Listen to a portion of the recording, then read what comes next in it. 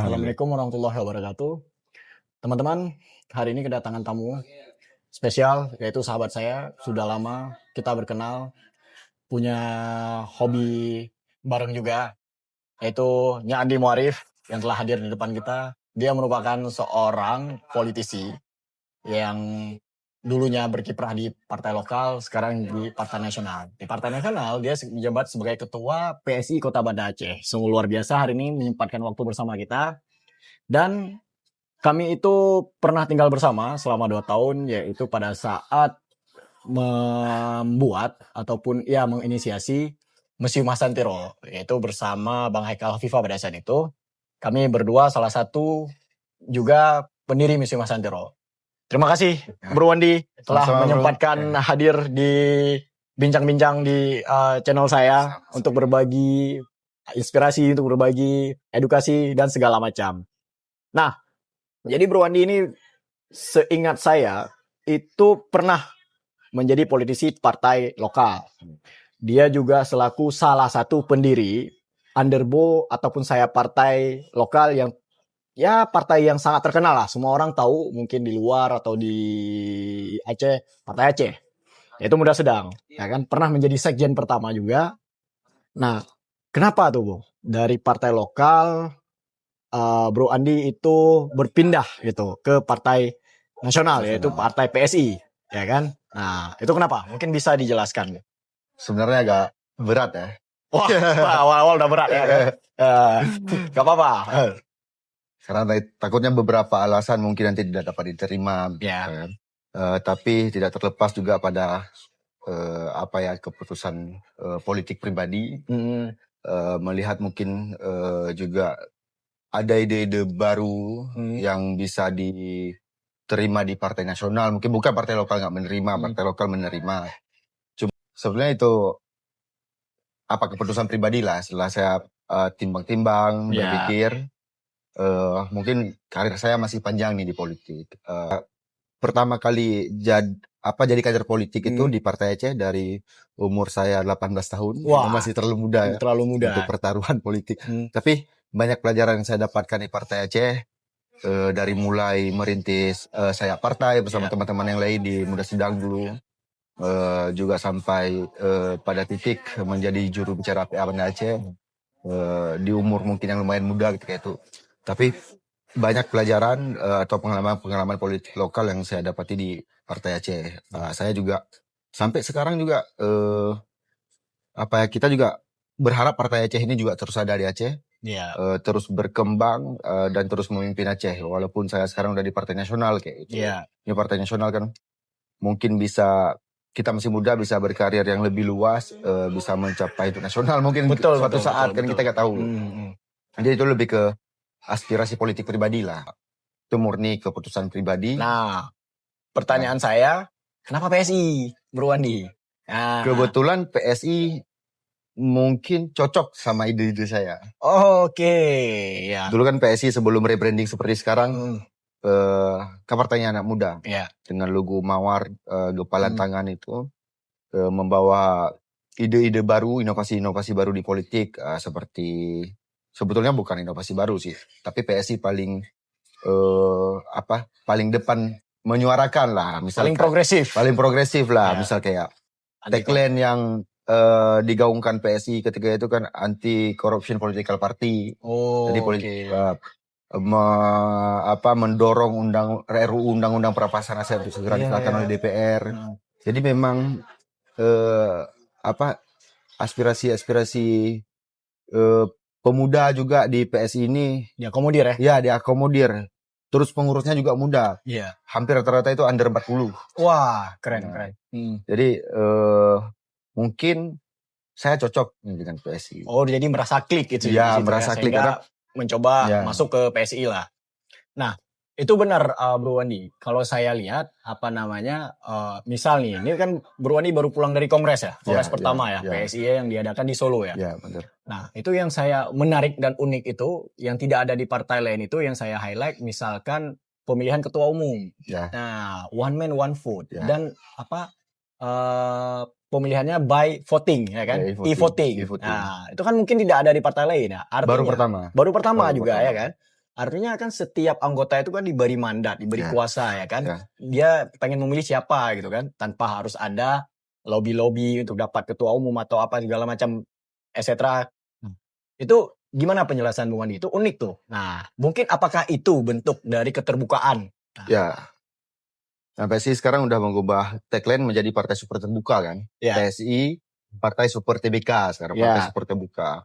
Jadi yang dia maksud dengan super terbuka itu keseluruhan partai itu dimiliki oleh anggota. Oke, jadi sahamnya saham anggota. Sahamnya sama ya, saham anggota. Semua anggota memiliki saham tuh di partai. Di one man one vote. One man one vote. Jadi suaranya hak miliknya dari anggota oleh anggota untuk anggota. Seperti konsep demokrasi. Iya. Dari rakyat untuk rakyat. Dari rakyat oleh rakyat untuk rakyat. Makanya kemarin dibuat pemilu raya. Pemilu raya namanya pemilu raya PSI dengan 3 calon ketua umum. Terpilihlah Mas Kaisang kemarin. Itu juga tidak ada intervensi sama sekali, tidak ada lobby-lobby yang nggak tahu lah proses. Ya, ngerti. Di proses menjadi ketum itu harus seperti apa ya. Tapi ini nggak ada, ini murni dari kader. Misalnya kayak di Aceh kita juga nggak mendukung Mas Kaisang kemarin waktu itu.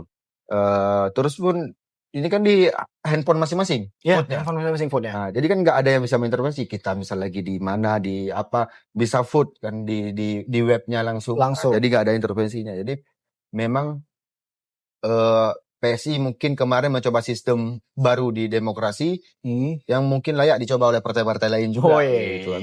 Nah, cuma perlu pengujian. Bisa jadi contoh ya sebetulnya seharusnya ya kan. Seharusnya. Di era demokrasi yang makin berkembang, teknologi semakin berkembang, seharusnya itu bisa dimanfaatkan ya. Dan maksud dari terbuka itu juga menampung segala latar belakang ataupun ideologi politik. Oh gitu. Mungkin pada dasarnya PSI juga di kiri ya kan. Tapi super terbuka itu seperti konsep tenda besar dalam posisi politik. Jadi semua latar belakang, semua ideologi atau aliran pemikiran itu diterima di PSI. Gitu. Misal kayak kita di Aceh ini kan ada local wisdom-nya kan. Kita punya MOU, kita punya UPA. Itu dibenarkan untuk mendukung penuh untuk memperjuangkan itu. Memperjuangkan local wisdom kita. Misal di Papua dengan otonomi khususnya juga, atau Bali mungkin dengan Hindunya dan lain sebagainya. Nah, PSI membebaskan itu. Membebaskan setiap kader untuk berpikir kritis. Untuk berpikir lebih luas, apa nih yang masyarakat butuhkan. Misal Aceh, kita nih butuh realisasi MOU lebih cepat, butuh UPA terjalan lebih konkret kayak gitu. Itu PSI membenarkan. Dan PSI ada untuk mensupport ide-ide tersebut ya. Tidak memaksa ini harus misal dari pusat nih gini idenya, nih daerah semua gini ya, enggak. Berarti button up dia ya. Enggak top down ya. Enggak. Makanya ini cocok lah sama pikiran-pikiran anak muda kan, seperti kita yang mungkin terjangkit paham-paham progresifme kan. Ya, benar. Masuk. Ya. Bro Andi, jadi apa namanya?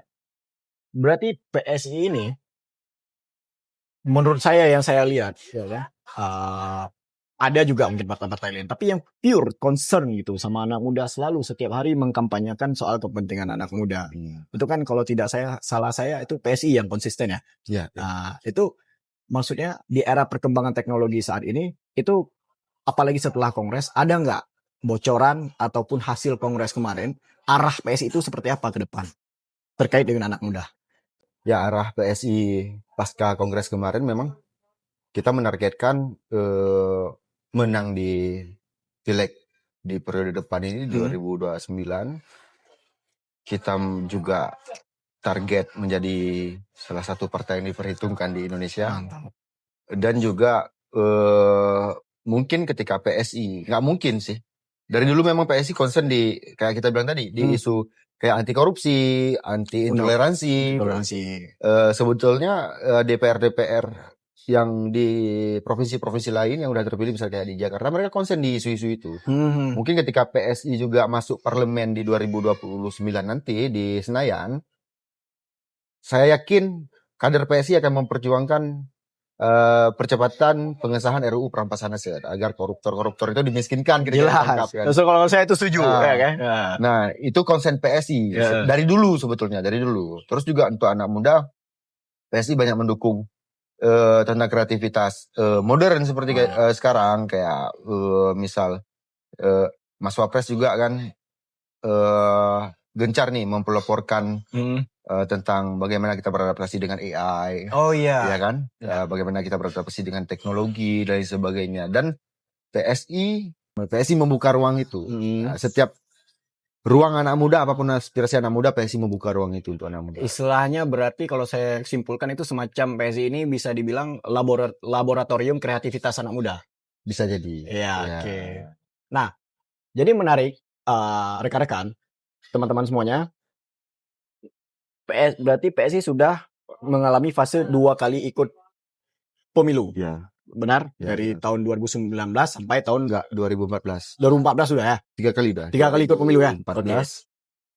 2019 sama 2024. Ya kan? Artinya ini kan belum pernah masuk ke Senayan ya? Ya.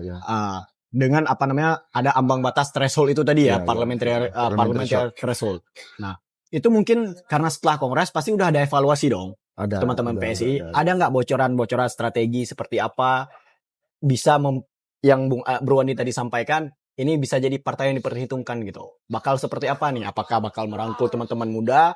Karena mengingat 2029 nanti itu memang anak muda semua playernya. Ya kan, rata-rata playernya anak muda semua. Itu seperti apa mungkin strategi PSI yang mungkin yang bisa dibocorkan pastinya. Ya kan pasti dong, strategi kan sifatnya rahasia.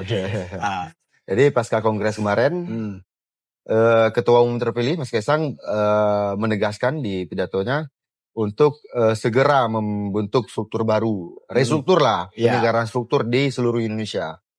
Sekarang kita sedang di PLT-kan semuanya untuk mengurusi struktur-struktur baru tadi, dan juga melibatkan banyak anak muda serta harus memenuhi kuota perempuan ya minimal 30%. Jadi di struktur itu ditekankan untuk membentuk hingga ranting dari DPW, DPD hingga DPC tingkat kecamatan sampai desa-desa itu diharuskan untuk memperkuat, misalnya ada perekrutan kader di per desa atau di per kecamatan. Nanti sistemnya tinggal di DPW masing-masing lah gimana mengimprovisasi cara merekrut atau itu. Dan juga tampilan PSI ini kan muda, dari tadi kita bahas muda-muda, PSI ini kan muda. Bisa lihat juga postingan-postingannya, cara PSI ini berkampanye di medsos, memposting sesuatu di medsos, itu kan postingan yang kekinian banget kayak gitu. Nah, jadi kita mencoba menarik perhatian Gen Z, milenial mungkin udah berumur kan di tahun 2029 nanti. Gen Z yang udah mulai tumbuh dewasa, Gen Alpha yang beranjak dewasa. Nah, cara pemahaman politik mereka ini kan udah berbeda nih daripada generasi-generasi terdahulu, dari baby boomers ke milenial ke Gen Z ke Alpha, ini kan udah berbeda. Di era yang serba cepat ini, yang informasinya bertebaran di mana-mana, saya yakin, PSI yakin mungkin anak muda udah berbeda cara pandang politiknya. Jadi bagaimana kami ini berjuang bagaimana bisa menarik perhatian mereka-mereka yang tertarik dengan politik gitu. Dan bahkan mungkin jika mereka tidak tertarik, kita bikin biar tertarik kayak gitu. Pastinya. Makanya dengan pendekatan yang lebih modern gitu. Kekinian ya. Ya, gitu. Menarik sih yang seperti Bro Andi sampaikan, bahwasanya itu adalah bentuk merespon keadaan sekarang, bagaimana kita mengemas sesuatu itu berdasarkan yang relevan, yang relate pada saat sekarang gitu. Apa yang menjadi evaluasi pemilu 2024 kemarin untuk PSI untuk menghadapi pemilu 2029 gitu. Karena sudah menargetkan dong menjadi partai yang diperhitungkan kan. Apa yang menjadi evaluasi gitu? Bahwasanya wah, ini kami bisa mendapatkan nih. Ya, katakanlah nggak usah harus 5 top 5 atau 5 besar, atau minimal dapat 6-7 gitu untuk memperoleh kursi itu, karena terhitung partai baru. Iya, betul. Nah, jadi tentu ada evaluasi secara menyeluruh yang bersifat teknis dan rahasia. Pasti. Kan? Pasti ada. Nah. Cuman kan nggak semua bisa kita buka kayak kita bilang tadi kan. Ya seperti saya bilang tadi di awal, perlengkapan struktur, terus kaderisasi, pendekatan kepada masyarakat yang lebih Persuasif, ya? persuasif, yang memang masyarakat melihat bahwa PS ini partai rakyat. Ya.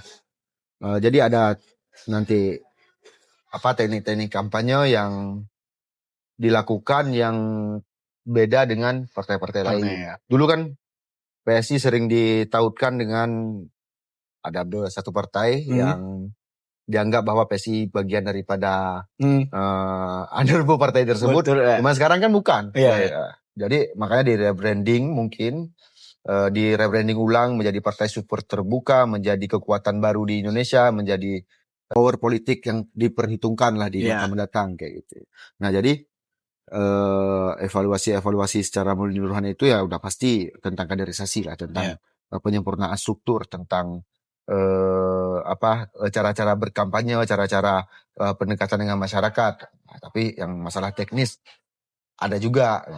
Jadi disampaikan di rapat kerja mungkin, karena ini setelah kongres akan ada rapat kerja nasional, rakernas, ada rapat kerja nasional, nanti ada rapim dan lain sebagainya, ada tahap-tahap yang dan di situ menyusun kerangka kerja dan framework kerjanya kan. Ini kan masih baru nih kan, masih selesai kongres, pasti kan ketua umum ini lagi fokus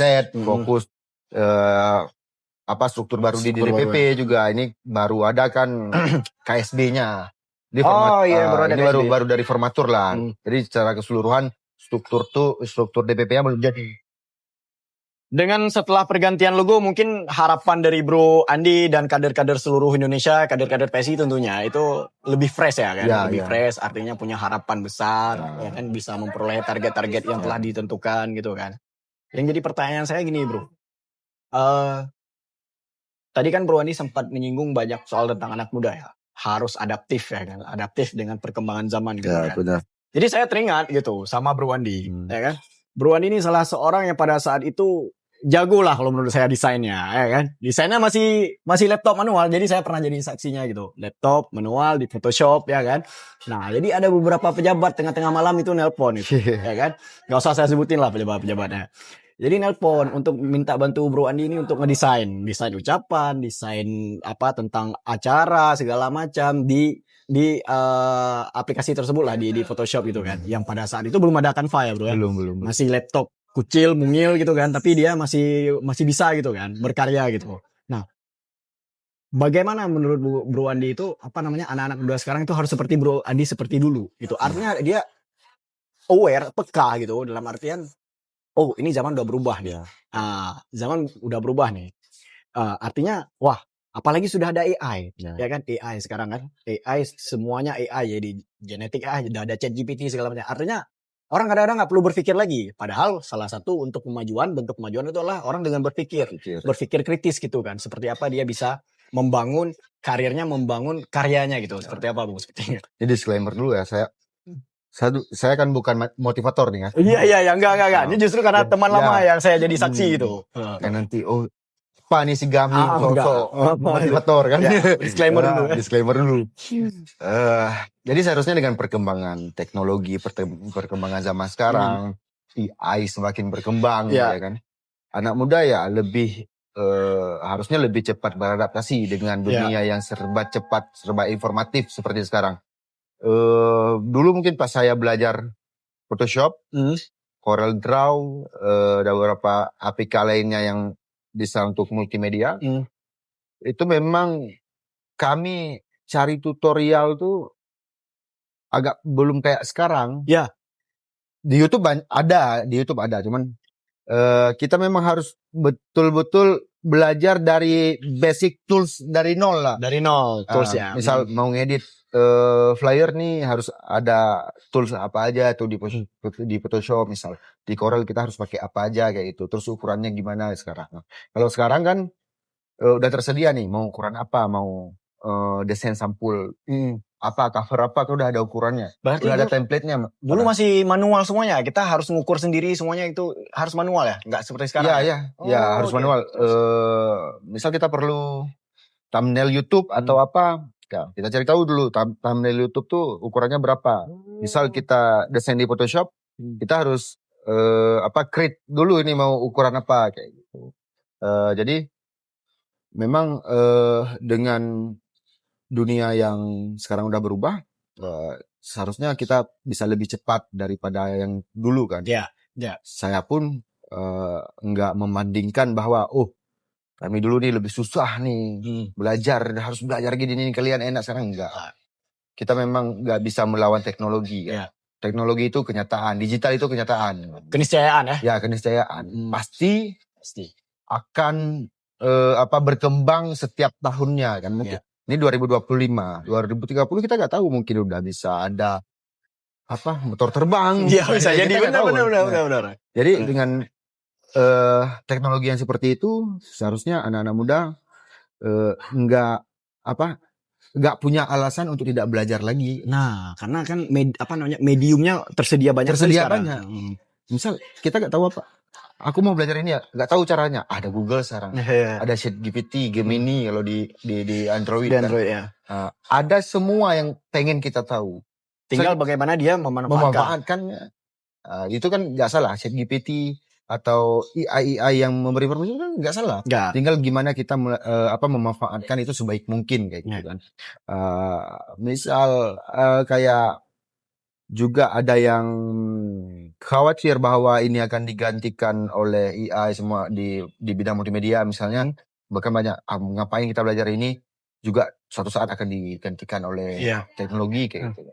Kan teknologi ada yang menggerakkan, kalau nggak ada yang menggerakkan kan nggak bakal terjadi juga sebuah teknologi gitu. Makanya mereka harus beradaptasi dengan ilmu-ilmu baru yang ada di dunia digital. Iya, oke. Nah, Bro Andi kan kemarin saya masih ingat nih. Ini kita lompat-lompat ngobrolnya ya. Sempat mengusung ya kan. Di PSI mengusung wali kota, mendukung. Jadi partai pendukung ya di pilkada terkhusus di Kota Banda Aceh. Ya kan? Dan menang alhamdulillah ya, kalau tidak salah ya. Alhamdulillah menang.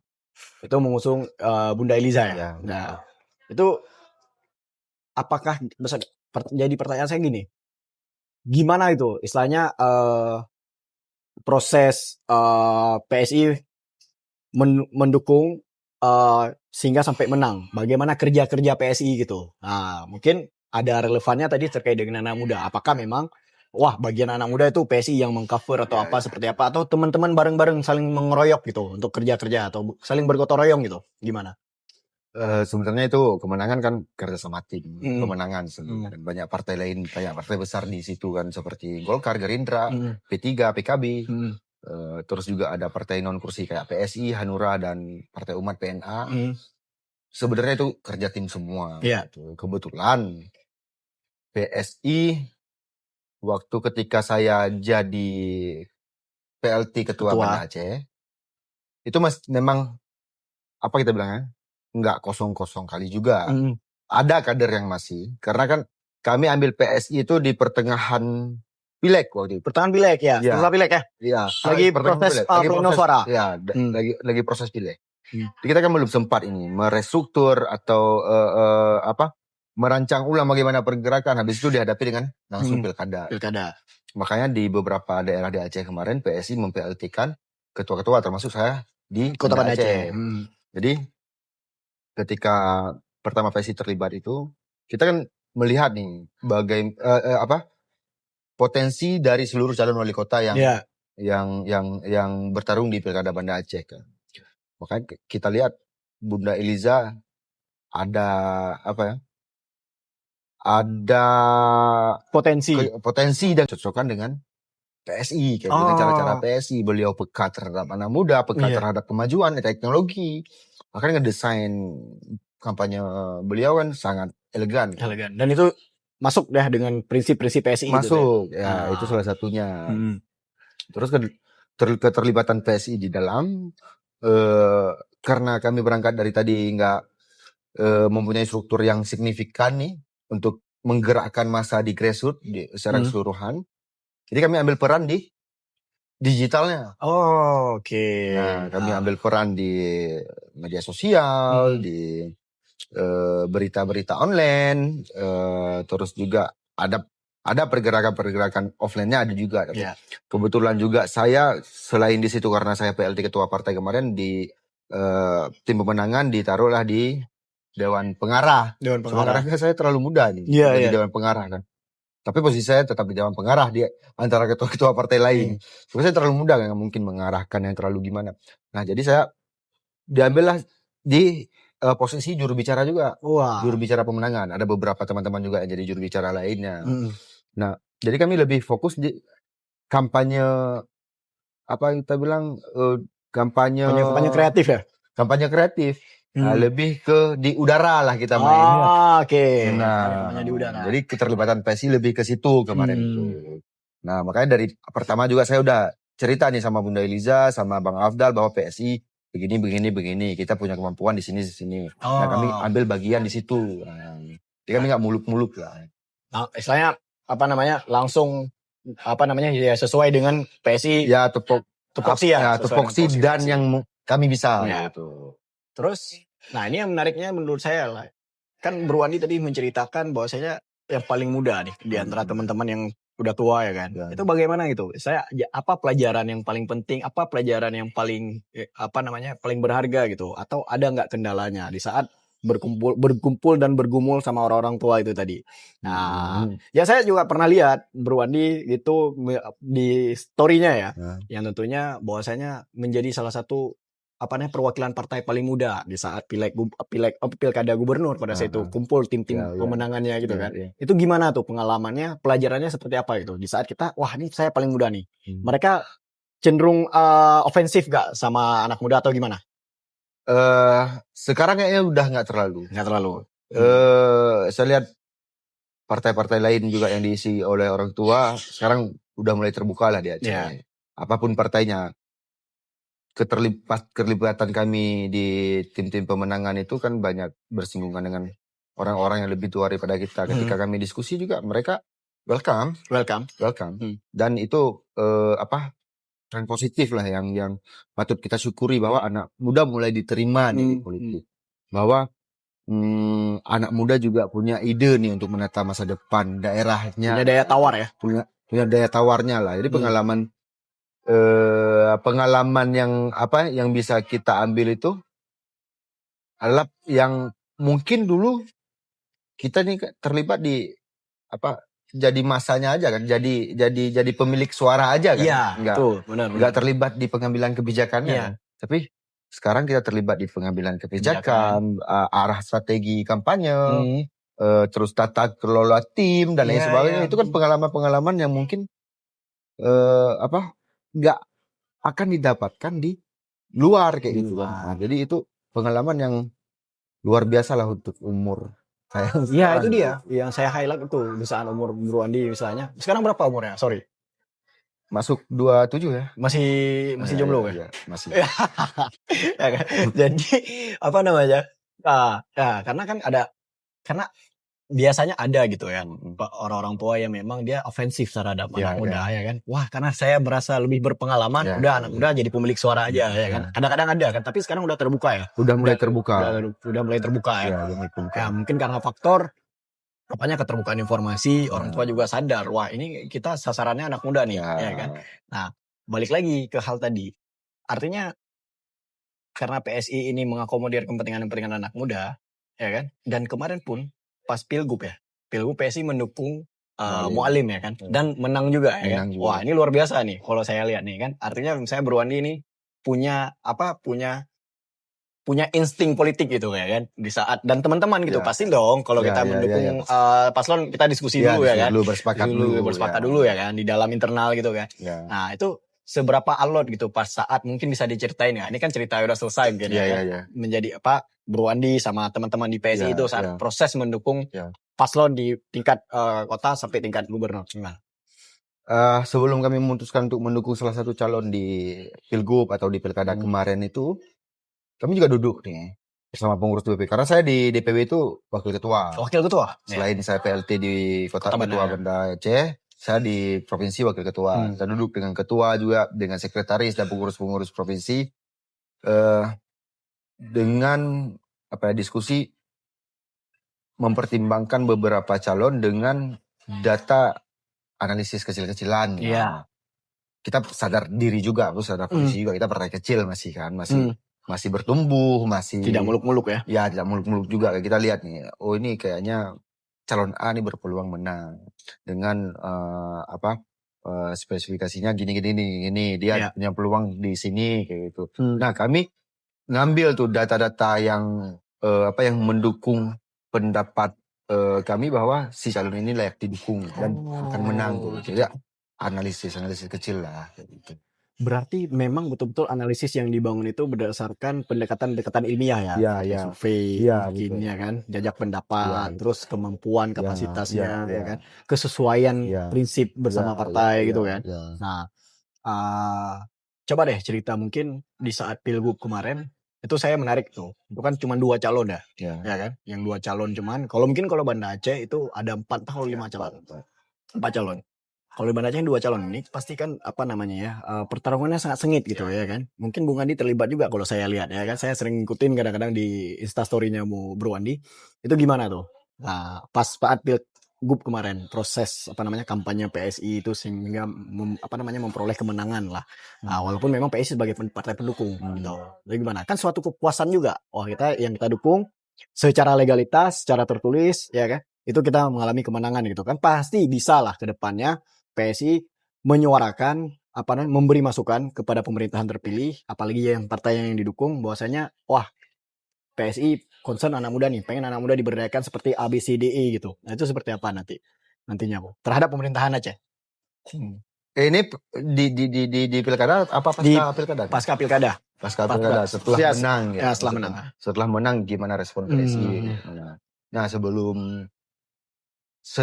setelah pengumuman kemenangan bahwa Mualim Dikfat menang menjadi gubernur dan wakil gubernur Aceh, itu koalisi partai pendukung dan pengusung ada duduk juga di Meligo Walinanggrau ketika itu. Di situ dimintain pendapat per partai, juga masukan-masukan termasuk dari PSI. Kebetulan waktu itu saya yang wakili. Oh, Bro Andi yang wakili ya? Saya yang wakili. Yang paling muda juga dong pastinya. Paling muda. Iya. Okay, terus? Di antara semuanya. Terus saya juga waktu itu masih ada almarhum Abu Razak, sekjen partai Aceh dulu. Almarhum. Saya menyampaikan bahwa kemenangan Mualim Dikfat ini juga tidak terlepas dari dukungan anak muda yang ada di seluruh Aceh. Iya. Jadi dari 3.700.000 sekian kalau nggak salah saya total pemilih di Aceh kemarin itu 1,9-nya itu generasi muda. Generasi muda, Gen Z dan milenial lah ketika kita. Artinya kemenangan Mualim ini kan terlibat suara-suara muda. Dengan keterlibatan mereka di pilkada sebagai pemilik suara dan memilih Mualim Dikfat, artinya mereka mempunyai harapan atau mempunyai aspirasi ini bahwa Mualim Dikfat bisa nih membawa harapan anak muda itu. Saya juga sampaikan di situ bahwa di pemerintahan Mualim Dikfat baiknya mungkin nggak di tahun ini, mungkin nggak di tahun pertama kan lagi masa-masa proses transisi ya kan. Nanti pemerintahan Aceh ada baiknya melibatkan banyak anak muda di pemerintahannya. Iya. Nah, kami juga mengusul beberapa opsi-opsi yang mungkin bisa diisi oleh anak-anak muda. Mungkin ada nanti suatu badan yang menampung aspirasi anak muda ataupun apalah lembaga yang memang bisa menampung ide-ide muda, saran-saran anak muda ke pemerintahan Aceh supaya kita bisa sinkron ya antara ide-ide orang tua, anak muda dan seluruh stakeholder Aceh ini biar sinkron lah kemana kita akan bawa Aceh nih. Nah, saya lihat kemarin di RPJM juga banyak kan terlibat anak muda juga kan dari lawan, dari partai dan lain sebagainya, itu kan banyak anak muda yang terlibat juga. Nah, jadi di situ Abu Razak ketika itu sebagai sekjen dan juga ketua koalisi pemenangan, beliau sangat responsif terhadap ide-ide baru. Saya lihat karena saya juga sudah mengenal lama beliau kan. Di Muda Sedang. Di Muda Sedang dulu pun bahkan beliau yang paling yang paling terbuka untuk menerima Muda Sedang, terbuka menerima anak muda. Dia kampung itu catat. Nah, sekarang karena mungkin lagi masa transisi, lagi mengatur ulang pemerintahan atau menata birokrasi ulang gitu Iya. kan, mungkin perlu waktu untuk mencapai itu. Kita kan nggak bisa menilai bahwa Ini kan belum sampai pemerintahan setahun ya? belum. Kita tidak bisa menilai kerja pemerintah itu di 100 hari kerja, nggak bisa. Enggak, ya. Ya kan? Di setahun kerja juga mungkin belum bisa kita judge bahwa pemerintah salah gitu kan. Kan butuh waktu ini, bahkan penganggaran di pemerintahan aja itu kan butuh tahapan-tahapan Iya. kan.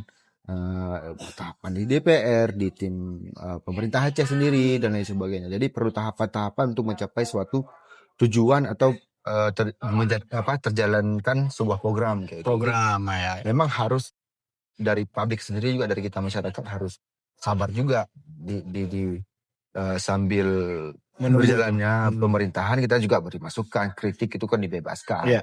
Cuman jangan sampai juga bahwa kita mengkritik yang tanpa dasar, Iya. kritik buta atau ujaran kebencian yang tidak mendasar, mungkin barisan sakit hati dan lain sebagainya. Iya kan? Alangkah baiknya kita bukan banyak orang beranggapan sekarang begini, ketika kita dukung pemerintah ini disangka kita udah menjadi buzzer pemerintah. Cuman dia bela pemerintah kemarin di komentar nih, aja ke buzzer kah? Iya. Padahal kan enggak. Pemerintah itu kan butuh kritikan, Betul. butuh tapi juga masukan. Berarti kritikan yang konstruktif ya? Ya, yang konstruktif, yang membangun. Jadi ada kerangka berpikirnya. Dari A ke B gimana seharusnya, B ke C gimana seharusnya, kan gitu.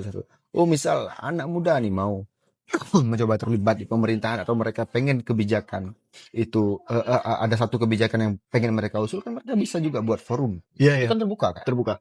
Mereka bisa buat suatu lembaga, asosiasi atau apa, mereka audiensi dengan pemerintah Aceh. Ini kami punya ide A nih. Bisa nggak pemerintah Aceh fasilitasi? Iya. Kan kemungkinan besar pasti disambut. Pasti. Cuman nggak ada yang mencoba aja, mungkin mereka lebih suka mengetik di medsos aja. Ya. Itulah kira-kira. Benar. Artinya apa ya? Mungkin betul juga. Kita kan tidak bisa mengukur di waktu yang singkat ya. Bagaimana kinerja pemerintahan ya kan. Ya harapan pasti ada untuk teman-teman, untuk masyarakat pastinya. Maksudnya di pemerintahan terpilih ini seharusnya program-program yang dijalankan itu sesuai dengan apa yang dijanjikan gitu kan. Ya mungkin saya highlight itu yang sangat saya harapkan itu perpanjangan dana otsus sama revisi UU PA itu kan. Nah, dan janji-janji lain lah terkait dengan keterbukaan lapangan kerja. Itu yang mungkin diharapkan ya kan. Di saat lagi anak muda sekarang problemnya adalah keterbukaan lapangan kerja, Bro Andi. Ya kan. Nah, itu bagaimana tuh? Ada nggak PSI mungkin mencoba mengkampanyekan ataupun dia fokus di situ? Karena banyak sekali ya anak-anak muda ini masih, maaf kita bilang ya, masih setelah dia menyelesaikan sarjananya itu masih belum bekerja gitu. Nah, itu seperti apa, Bro Andi melihat? Nah, makanya PSI ini kan posisinya sekarang nggak ada di pemerintahan kita kan. Nggak ada di pemerintahan? Ada dong. Maksudnya di DPR-nya. Di DPR di ya. DPR, di pemerintahan Aceh kan nggak ada. Ya. Maksudnya di DPR kita nggak punya DPR. Tapi terlibat di dalam mendukung pemerintah. Iya. Selama mendukung kan kita cuma bisa mengasih saran kan. Iya, betul. Nah, kita punya saran, tapi kita tidak punya kebijakan. Iya.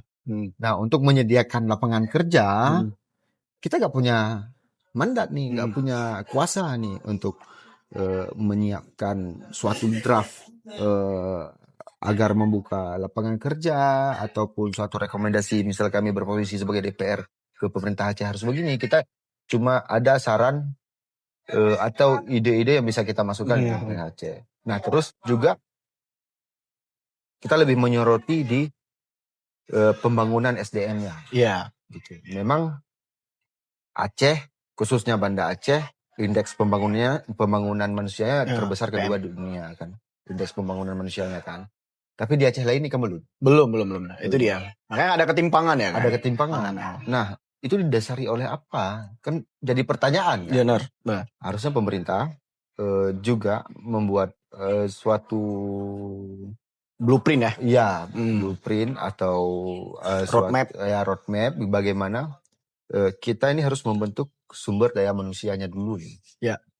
Karena misal nih ada program, ada lapangan kerja nih. Misal datang investor, nih, Mualim kan lagi gencar-gencarnya Gencarnya mendatangkan investor ke Aceh kan. Misal ada di investor di bidang A misal, membutuhkan sekian banyak pekerja di kompetisi A misalnya.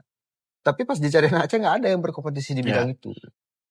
Jadi gimana mau diperkerjakan? Selama ini kan kita bukan mendiskreditkan bahwa orang Aceh ini bodoh, enggak. Iya. Selama ini ketika ada perusahaan dari luar atau investasi dari luar, orang Aceh cuma jadi satpam di perusahaan. Nah, itu berarti faktor SDM itu tadi ya? Faktor SDM itu tadi. Hmm. Nah, itu kan Jadi, perlu keterlibatan pemerintah juga kan untuk membangun SDM sumber daya manusia itu menjadi jadi lebih unggul ya? ya menjadi lebih unggul kayak gitu kan. Karena percuma ada lapangan kerja tapi kita nggak bisa bekerja di lapangan itu. Iya, Nah, benar. Nah, jadi keahlian soft kompetensi, soft skill, hard skill itu memang harus diasah dulu kayak gitu. Nah, terkait dengan yang selalu mengkampanyekan tentang ini Bro Andi, tentang anti korupsi, ya kan, intoleransi, terus kemudian undang-undang perampasan aset, ya kan. Itu kalau kita lihat kampanyenya kan sering begitu ya. Itu memang menjadi concern ya kan. Apalagi kasus korupsi itu kan sedang marak ya. Ada yang sudah sudah diproses, ada yang belum ya kan. Nah, ini kan marak banget lah kan. Nah, itu gimana PSI merespon dan langkah konkret seperti apa mungkin, ya kan? Walaupun memang dia tidak punya di DPR, tapi kan dia punya suara, punya voters, ya kan? Punya suara, punya voters dia PSI. Merespon langkah konkretnya terkait dengan anti korupsi itu tadi, nah kan? Terus kemarin, misalkan di Banda Aceh, ya kan? Baru saja ditangkap gitu, soal terorisme. Nah, artinya kan masih ada jika kita lihat gitu kan, isu-isu intoleransi ya kan, terhadap isu-isu intoleransi. Itu gimana Bung Andi melihat secara keseluruhannya itu? Dari anti korupsi sama intoleransi itu sendiri. Langkah konkretnya seperti apa gitu? Ya langkah-langkah kita karena kita tidak ada di gedung DPR. Yaudah kita berlangkah di luar gedung nih kan. Ya. Misal kita bisa PSI sering bersuara di media tentang hal-hal itu. Tentang bagaimana seharusnya korupsi dicegah gitu kan ada banyak berita PSI. Makanya PSI sangat mendorong RUU perampasan aset ini untuk disahkan dengan cepat gitu. Masa terakhir Presiden Jokowi di masa terakhir beliau itu beliau sempat merekomendasikan ke DPR juga untuk mempercepat RUU perampasan aset. Cuma kan nggak diproses kan sampai sekarang. Nah mungkin karena banyak memakan korban ya. Bisa jadi. Nah terus kita juga nggak punya langkah yang strategis nih untuk Oh ya karena tidak ada kursi kita nggak ada kursi di parlemen gitu. Terus juga masalah intoleransi di Aceh. Sebenarnya Aceh ini kan enggak intoleran. Tidak intoleran. Seperti apa tuh? Menarik. Pernah nggak ada pembunuhan atas agama di Aceh? Nggak ada sih. Ada kan, kecuali konflik kita dulu itu hal lain kan. Toleran justru Aceh justru toleran. Bisa kita lihat pas ketika Imlek. Iya. Ada parade barongsai di Penayung kan. Masyarakat saudara-saudara kita dari Chinese tuh bebas merayakan hari perayaannya. Terus Natal juga demikian, terus Buddha, Hindu juga demikian, bahkan ada parade keliling kota Banda Aceh kan nggak ada terjadi masalah apa-apa sebetulnya. Nah, benar, saya baru sadar. Saya kan tinggalnya di Kampung Mulia ya, pas di belakang gereja HKBP. Jadi tidak ada gesekan ataupun ujaran-ujaran yang tidak ada. Justru malah hidup damai gitu. Iya. Berarti toleran kalau Aceh ya? Toleran kalau menurut saya. Cuman nggak ada beberapa rilis tentang indeks intoleran di Aceh. Cuman tahu mereka mungkin belum pernah ke Aceh aja. Bisa jadi ya kan? Mungkin mereka mengambil responden tuh karena kan orang Aceh gini dia kalau ditanya baru jawab. Kalau disinggung misal kibanyo KPJ menurut kan. Ini pasti oman si KP harus iya. Orang Aceh gitu kan. Pantang dipancing ya. Tapi kalau enggak kan saya juga punya banyak teman di Banda Aceh ini yang non muslim pernah kerja bareng juga, nggak ada yang bersinggungan tentang nggak ada. agama nggak ada. Nggak ada bersinggungan tentang Tapi itu agama. menarik tuh, bukan menarik, saya itu benar. Bahwasanya di Aceh belum pernah ada, seingat saya ya kan, bunuh-bunuhan, seingat saya juga. ya kan, bunuh-bunuhan karena Ya, antar agama, antar agama, peperangan, ada, apa namanya, konflik-konflik vertikal itu nggak ada. Ya, nggak ada. Bahkan kan non Muslim ini kayak apa masyarakat Chinese, Hindu dan lain sebagainya itu kan udah ada dari masa kerajaan dulu kan. Iya. Bisa kita baca di buku-buku sejarah Aceh, mereka udah ada masa kesultanan. Terus juga beberapa legenda Aceh itu di cerita-cerita rakyat kita kayak Laksamana Chenghu, gimana bekerja sama dengan kerajaan Samudra Pasai, atau apa sejarah Lingki kalau tidak salah ya, ada Li Kuang Kai apa namanya ya, saya kurang tahu. sejarah Lingki lah, itu kan Chinese juga gitu kan. Terus non Muslim yang ada di Aceh juga, mereka dari nenek mereka, buyut mereka dulu memang udah orang Aceh kan, memang udah tinggal di Aceh. Jadi orang Aceh itu setiap yang berKTP Aceh tinggal di Aceh, mereka orang Aceh walaupun berbeda agama gitu. Nah, tapi hidup berbarengan, beriringan dan harmoni ya. Misal di Aceh syariat Islam segala macam. Saya teringat apa kata Hasan Tiro masalah berbicara Aceh ya berbicara Islam. Ya kan kata Wali Hasan Tiro. Jadi ketika berbicara Aceh kita sudah berbicara Islam kan? Makanya perjuangan beliau itu tidak menaruhkan pan-Islamisme sebagai landasan utama pergerakan. Perjuangan. Kayak gitu. Pergerakan. Gitulah, karena memang mayoritas kita udah Islam gitu. Udah berbicara Aceh, berbicara Islam. Iya. Nah, jadi non Muslim yang di Aceh ya juga terlindungi gitu. Nah, menyinggung soal Santiro, karena kita kan pernah bareng kan, itu apa namanya membangun Museum Mas Santiro itu selama 2 tahun ya kan. 2 tahun dari prosesnya dari nol ya kan. Yang ngelit itu Bang Hekal. Dialah yang ngelit kami semua, yang menjadarkan kita semua bahwasanya seperti ini loh perjuangan Santiro. Seberapa berdampak, pertanyaan saya itu seberapa berdampak dan seberapa berpengaruh bagi Bro Andi sendiri terhadap dengan pemikiran-pemikiran Santiro? Sangat berpengaruh. Bisa dijelaskan ya kan? Terhadap ini politik sekarang lah. Nah, terhadap arah-arah politik. Iya. Ya, kalau arah politik almarhum Mas Santiro kan wali kan lebih ke kemerdekaan kan. Iya. Cuman kita bisa mengambil dari sisi diplomatisnya. Beliau kan nasionalis juga awalnya. Itulah. Maksud saya, wali tidak mengedepankan, ini seingat saya kan, tidak mengedepankan pendekatan yang militeristik. Iya. Ketika dengan kekerasan ya. Pertama beliau bangun arah perjuangan. Tapi beliau lebih ke pendekatan diplomatis, melobi negara-negara di luar, juga dengan pendekatan yang lebih intelektual. Iya, benar. Wali itu kan bukan cuma seorang deklarator Aceh Merdeka, beliau juga intelektual, akademisi, tutor, sejarawan, lengkap sebetulnya pada sosok beliau itu. Kita bisa ambil banyak hal dari beliau. Jadi saya kayak ambil di sisi yang paling sederhana, saya ambil di sisi kerapian. Iya. Saya terinspirasi dari beliau. Necis. Lebih necis, lebih rambutnya rapi gitu kan. Berpakaian jas lalu kayak kalau kita lihat fotonya bisalah kita bayangkan gimana kehidupan beliau walaupun nggak pernah bertemu langsung sama beliau gitu. Terus juga struktur cara berpikirnya yang komprehensif terhadap Aceh itu karena kan beliau memperjuangkan harkat dan martabat kita, marwah kita, bagaimana seorang Aceh melihat diri sebagai seorang Aceh kan, dengan konsep Turidro Tusodro yang ada di buku beliau itu kan, bagaimana The Price of Freedom. Enggak, Aceh di Mata Dunia. Aceh di Mata Dunia. The Price of Freedom itu diary. Oh ya. The Unfinished Diary ya. Kan beliau mulai ada dalam pembukaan buku Aceh Mata Dunia kan itu bagaimana seorang Aceh melihat diri sebagai seorang Aceh, dengan bagaimana melihat Aceh di mata dunia, bahwa kita ini setara dengan bangsa-bangsa lain di dunia kan begitu kan. Kita beliau mengangkat bahwa kualitas orang Aceh ini setara nih dengan bangsa dunia. Jadi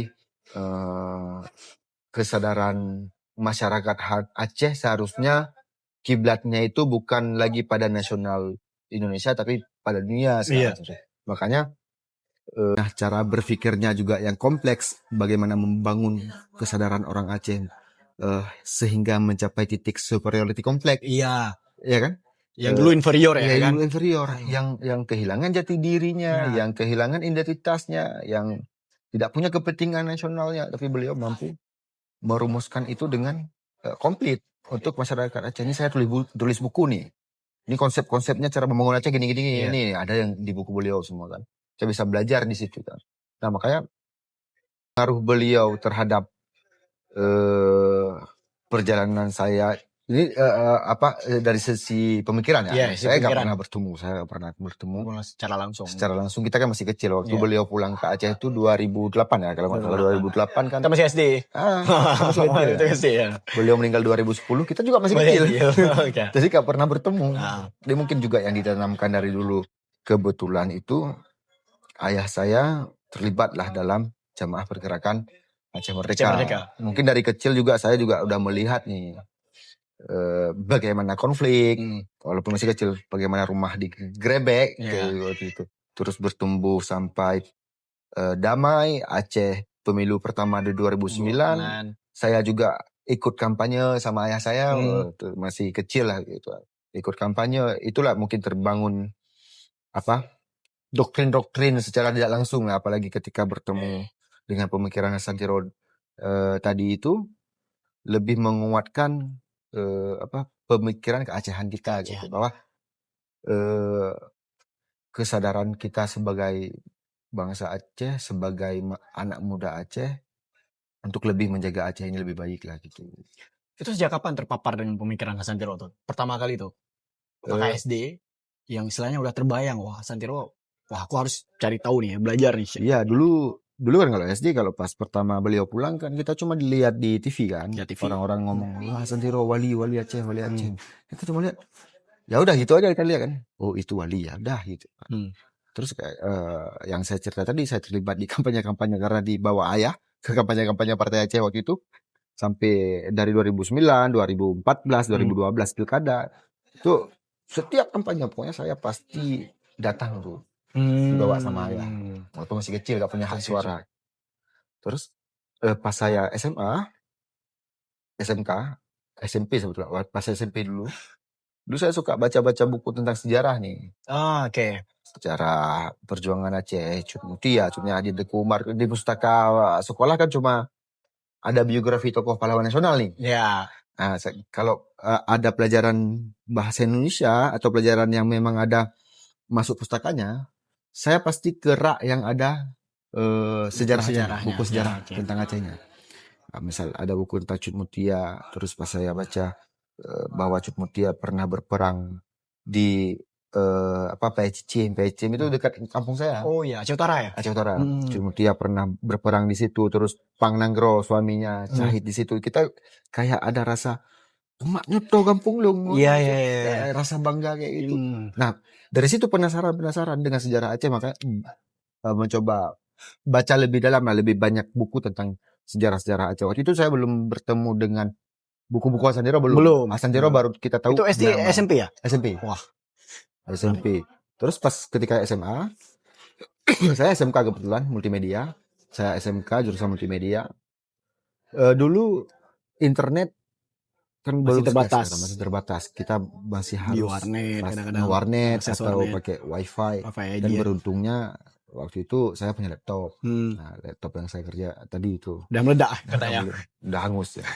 Terus punya laptop karena saya SMK multimedia, saya punya laptop. Hampir setiap hari pulang sekolah, kadang-kadang cabut sekolah ke warkop yang ada wifi-nya, kayak beli voucher lah, voucher 5.000 ya, 12 jam. Sama sih nggak tuh kan. Nah, dan positifnya saya bersyukur juga itu, positifnya saya cabut sekolah atau pulang sekolah ke situ nggak melakukan hal yang negatif, nggak main poker, nggak main point blank, tapi dengan berapa teman-teman tuh kami belajar tutorial. Nah, di sela-sela belajar tutorial di jurusan kami itu, saya banyak konsumsi artikel yang bertebaran di internet. Iya. Karena dari rasa penasaran dulu saya suka baca-baca sejarah. Nah, pas ketika saya search di internet waktu itu masih Mozilla Firefox ya. Mozilla atau Yahoo. Opera Mini. Nah, ketika saya search di situs web, tentang sejarah Aceh. Kan banyak keluar tuh artikel yang mungkin belum valid datanya. Terus ada juga sejarah-sejarah lain itu saya baca semua. Iya. Mau hoax, mau enggak, mau legenda, mau bukan, mau valid, mau semua saya baca. Iya. Karena kan belum tahu nih cara filter berita gimana dulu kan. Cara tahu ini hoax atau enggak, ini valid atau enggak sejarahnya, bahkan sampai sejarah Tapi legenda. dulu malah minim hoax kalau saya lihat, karena gak rame. Gak rame, minim. Tapi ada juga yang misal kayak cerita-cerita legenda, cerita rakyat itu cerita-cerita bukan fiktif hoax, ya? bukan hoax, Cerita lebih fiksi ke ya cerita rakyat lah yang diceritain pas kita tidur. Iya, Tapi dongeng. tapi ada di web-web itu. Terus? Disitulah saya makin dalam mengulik tentang Aceh Merdeka. Karena juga dengan latar belakang di situ, keluarga ayah di situ, kita kan jadi penasaran lebih dalam. Di samping kita baca sejarah, di situ juga mencoba search berita-berita tentang perang Aceh di masa Agam. Ada banyak tuh keluar Pak. Iya. Seingat saya tuh di Liputan 6 paling banyak, Tempo udah pasti. Tempo, terus apa lagi ya? Yang ada web sekarang lah. Paling banyak Liputan 6 sama Tempo lah kalau misal Panglima tewas dalam baku tembak di sini. Nah, itu ada semua di situ. Iya. Makanya Ada laporannya. Ada laporannya. Nah, disitulah baru saya search tentang tokoh-tokoh penting di GAM siapa saja. Terus Hasan Tiro itu gimana sih latar belakangnya? Tapi nggak ada bukunya di situ. Iya. Nggak ada literatur yang memang keluaran dari beliau gitu. Saya ingat juga, Bro Andi ini punya buku di bawah bendera revolusi, di bawah bendera revolusi karya Soekarno. Yang itu kalau nggak salah saya itu cetakan ketiga, berapa? Cetakan ketiga ya? Cetakan ketiga jilid pertama. Jilid pertama ya. Ya mungkin kalau dikonversikan sekarang itu kurang lebih kalau dibeli itu berapa? 10 sampai 15 jutaan lah. Puluhan juta lah. Nggak tahu sekarang kan? gitu. Nah, beliau punya nih. Dan beliau membaca bukunya Soekarno itu di buku tersebut, buku tua tersebut, saya pernah pegang, pernah lihat. Jadi, wah ini luar biasa nih ya kan. Dia bawa dari kampungnya ke Banda Aceh untuk jadi pedoman belajar sejarahnya ya. Saking menyukai sejarah. Ya kan? Nah, berbicara soal Soekarno, ya kan Bro, ini sejarah-sejarah dulu lah ya kan. Karena memang selaku suka baca buku sejarah, suka menguliti sejarah dari dulu. Tapi bukan sejarawan ya? Bukan sejarawan. Ya, bukan sejarawan. Tapi sama beliau ini enak kalau ngobrol soal sejarahnya. Mungkin mulai dari sejarah partai PSI dulu, Partai Sosialis Indonesia. Oh iya. Kan? Saya fans sama Ketum. Itu Sultan Syahrir. Sultan Syahrir. Nah, beliau ini apakah ada nggak titik temu secara pemikiran yang menjadi landasan berpolitiknya Bro Andi antara Soekarno dan antara Hasan Tiro dan Sultan Syahrir. Itu kan dua tokoh yang luar biasa tuh. Ini Soekarno apa Sultan Syahrir nih? Hasan Tiro dan Sultan Syahrir, Bro. Hasan Tiro dan Sultan Syahrir kan sama-sama sosialis nih, kalau dibilang. Ya kan memperjuangkan masyarakat, penderitaan masyarakat. Kesamaan kedua tokoh itu adalah kemampuan diplomasinya. Wis, ya, benar, sepakat. Saya lihat di sisi itu. Kemampuan Hasan Tiro ketika berdiplomasi dan kemampuan Sultan Syahrir ketika diplomasi. Ketika banyak tokoh perjuangan kemerdekaan waktu itu lebih memilih revolusi secara total dengan kekerasan yang lebih tajam lah bilang. Nggak salah. Tapi Sultan Syahrir memilih langkah-langkah diplomatis yang lebih menguntungkan Indonesia di mata internasional. Karena kan ketika pertama kali merdeka, pas merdeka, Sultan Syahrir menjabat sebagai Perdana Menteri Indonesia. Perdana Menteri pertama dan Perdana Menteri paling muda. Paling muda pada saat itu ya. 26? Enggak. 30-an kalau nggak salah. 36 kalau nggak salah. 26 tuh Soekarno. PNI. Oke, lanjut. Nah, beliau memimpin delegasi Indonesia di PBB dengan beranggotakan orang-orang yang lebih tua daripada beliau. Siapa waktu itu? Ada ini ya? Ada Haji Agus Salim. Haji Agus Salim. Terus ayahnya Pak Presiden Prabowo. Kakeknya Presiden Prabowo. Sumitro Jujo Hadikusumo. Terus ada Muhammad Yamin. Ada Muhammad Yamin. Ada satu lagi. Yang notabene lebih tua daripada ini ya, teman-temannya. Ya, daripada teman-temannya. Tapi Sultan Syahrir mampu memimpin delegasi itu untuk memperkuat posisi Indonesia di mata dunia sehingga Indonesia sah menjadi sebuah negara yang berdaulat dan diakui ya. dan diakui oleh internasional kan. Nah saya melihat Asantiro juga begitu, walaupun kita belum mencapai titik kemerdekaan, kan? Belum tercapai pada tujuan utamanya Wali ketika sekarang. Tapi spirit dia itu, spirit dia itu yang dan cara-caranya itu yang diplomatis, yang harus perlu kita belajar sebetulnya.